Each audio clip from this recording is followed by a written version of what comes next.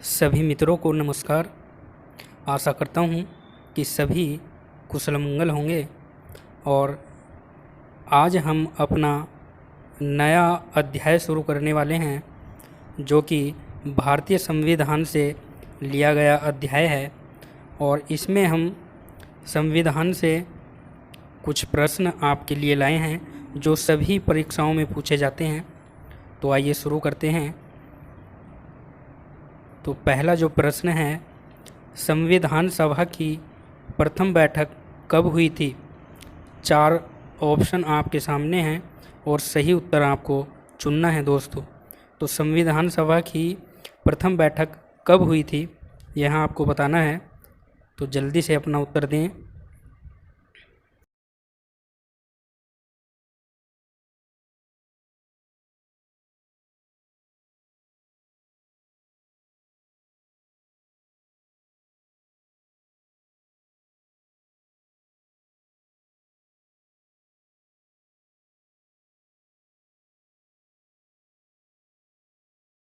चलिए दोस्तों, इसका जो हमारा सही उत्तर है वह ए बिंदु बिल्कुल ठीक है। पहला 9 दिसंबर 1946। तो संविधान सभा की प्रथम बैठक 9 दिसंबर 1946 को हुई थी। दूसरा प्रश्न है, संविधान सभा के अस्थायी अध्यक्ष के रूप में किसे चुना गया? संविधान सभा के अस्थायी अध्यक्ष के रूप में किसे चुना गया? तो जल्दी से अपना उत्तर दें। 4 बिंदु आपके सामने दिए गए हैं, जिनमें से आपको सही उत्तर चुनना है दोस्तों।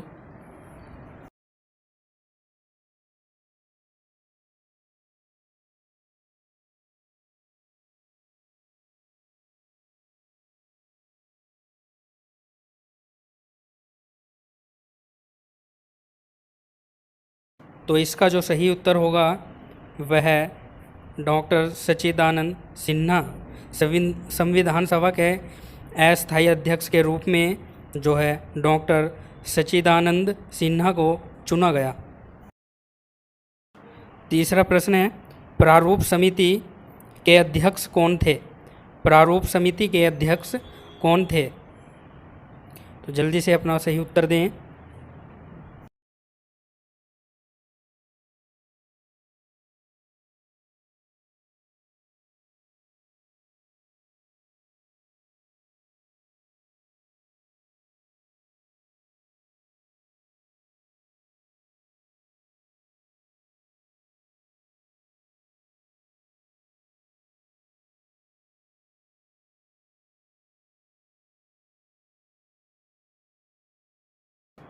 तो इसका सही उत्तर क्या होगा? डी बिंदु बिल्कुल ठीक है, भीमराव अंबेडकर। तो प्रारूप समिति के अध्यक्ष भीमराव अंबेडकर थे। अगला प्रश्न है नंबर 4, संविधान सभा के स्थायी अध्यक्ष कौन थे? संविधान सभा के अस्थायी अध्यक्ष कौन थे? जल्दी से अपना उत्तर दें।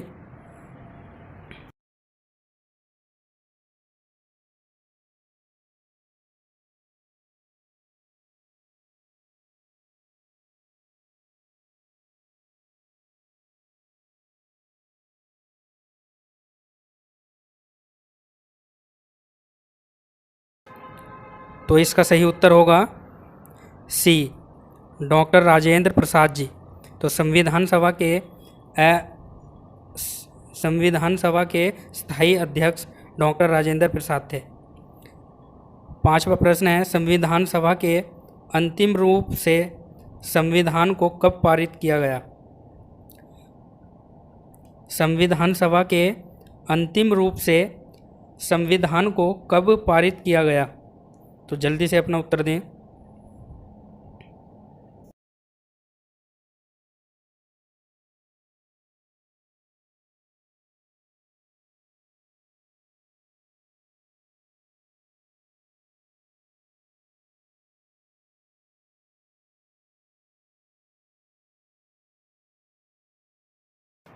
तो इसका सही उत्तर है दोस्तों डी, 26 नवंबर 1949।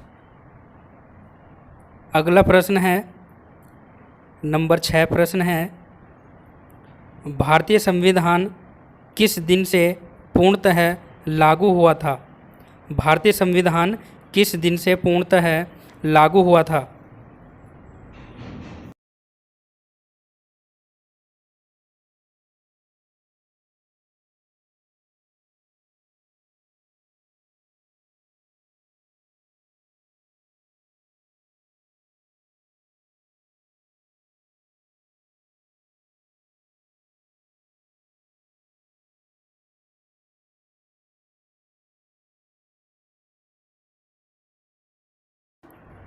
तो इसका सही उत्तर है दोस्तों 26 जनवरी 1950 को संविधान पूर्णतः लागू हुआ था।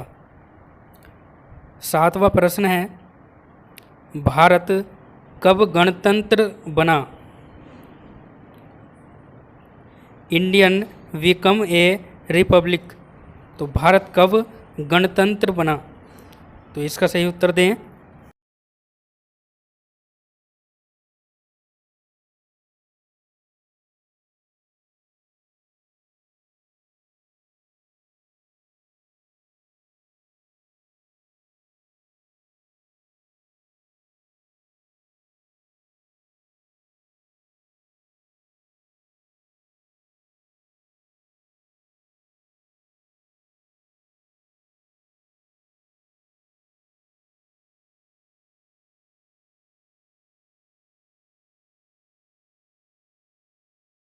तो इसका सही उत्तर है दोस्तों 26 जनवरी 1950।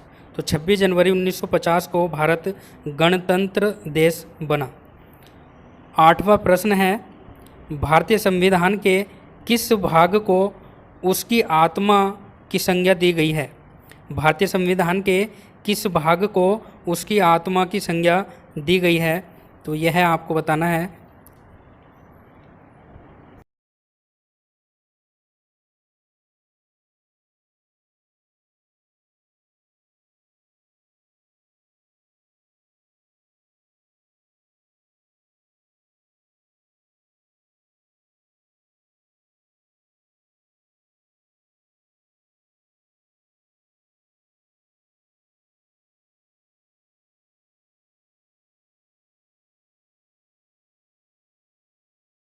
तो इसका सही उत्तर है दोस्तों ऑप्शन सी, प्रस्तावना। तो भारतीय संविधान के प्रस्तावना भाग को उसकी आत्मा कहा गया है। 9वां प्रश्न है, संविधान सभा ने राष्ट्रीय गान को कब स्वीकार किया? संविधान सभा ने राष्ट्रीय गान को कब स्वीकार किया? तो जल्दी से अपना उत्तर दें।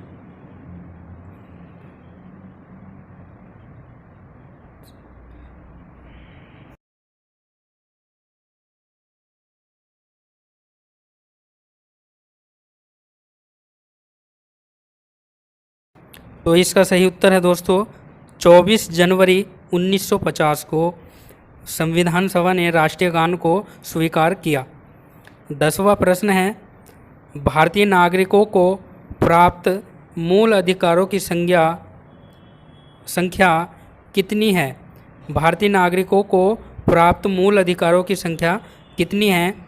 Number of fundamental rights. तो आपको इसका उत्तर देना है।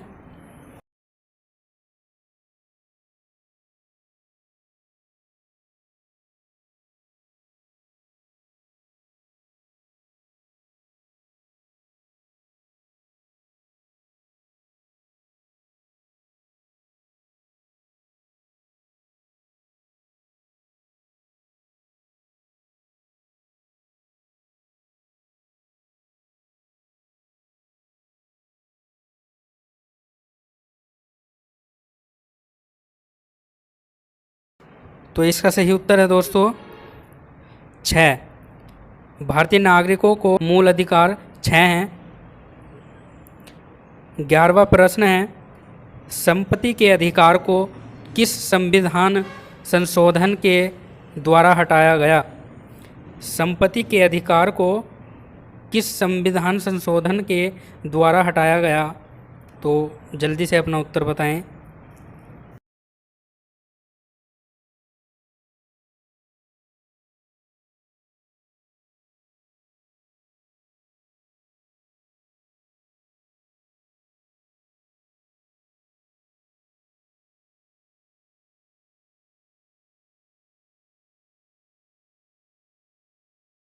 तो इसका सही उत्तर है दोस्तों ए 44वें।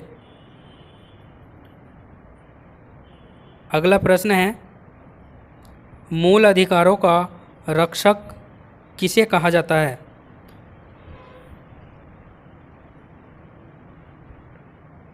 मूल अधिकारों का रक्षक किसे कहा जाता है?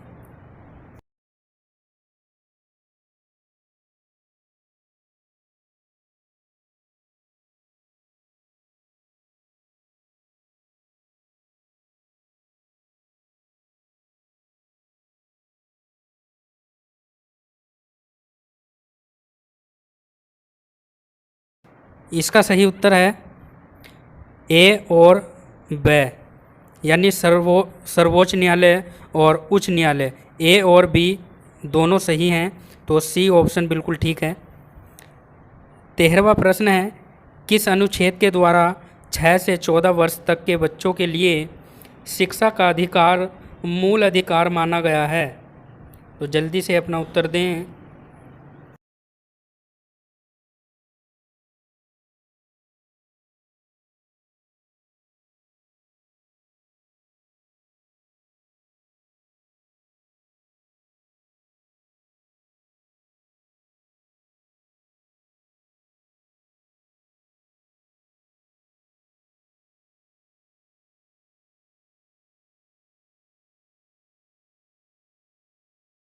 तो इसका सही उत्तर है दोस्तों सी, अनुच्छेद 21A के द्वारा 6 से 14 वर्ष के बच्चों के लिए शिक्षा का अधिकार है।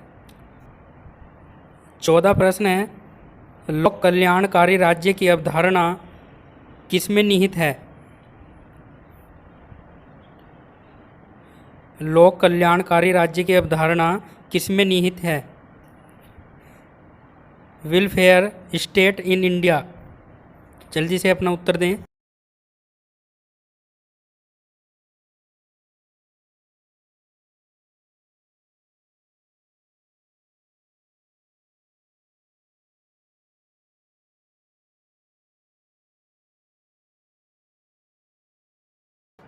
इसका सही उत्तर है राज्यों की नीति के निर्देशक तत्व। राज्यों के नीति के निर्देशक तत्व लोक कल्याणकारी राज्य की अवधारणा जो है वह, तो लोक कल्याणकारी राज्य की अवधारणा जो है राज्य की नीति के निर्देशक तत्व में निहित है। 15वां प्रश्न है, संविधान का अनुच्छेद 40 आर्टिकल 14 राज्य को निर्देश देता है कि वह, तो क्या निर्देश देता है अनुच्छेद 40? तो आपको बताना है।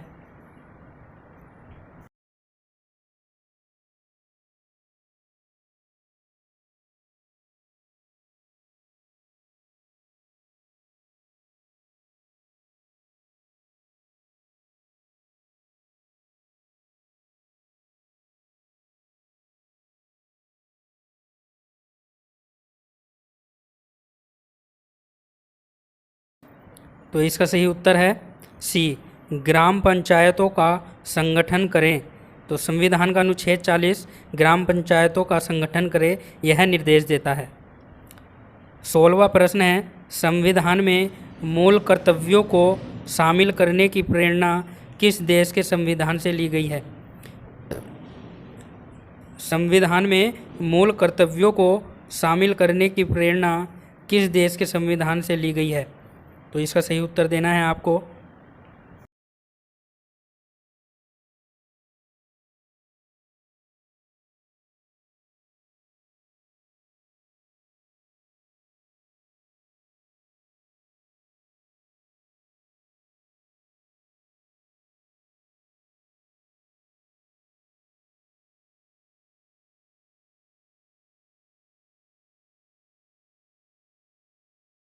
तो इसका सही उत्तर है दोस्तों रूस। ए बिंदु ठीक है, रूस। तो मूल कर्तव्य रूस देश से लिए गए हैं। 17वां प्रश्न है, संविधान में मूल कर्तव्यों की कुल संख्या कितनी है? संविधान में मूल कर्तव्यों की कुल संख्या कितनी है? तो जल्दी से बताएं।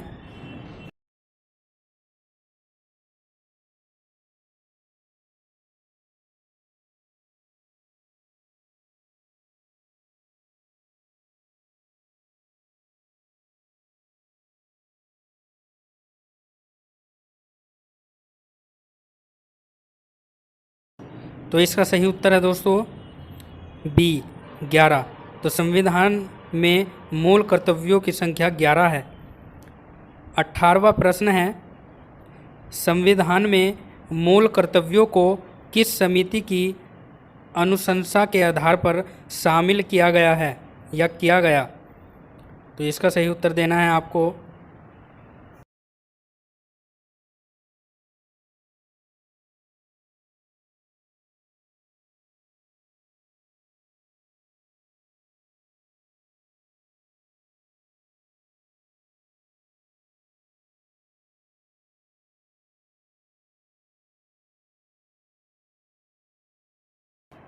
तो इसका सही उत्तर है दोस्तों, संविधान में मूल कर्तव्यों को स्वर्ण सिंह समिति की अनुशंसा के आधार पर शामिल किया गया। सी बिंदु बिल्कुल ठीक है।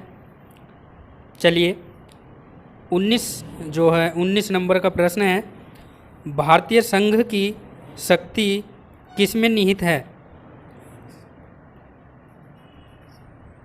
Executive power of the union. तो भारतीय संघ की शक्ति किसमें निहित है? जल्दी से अपना उत्तर दें।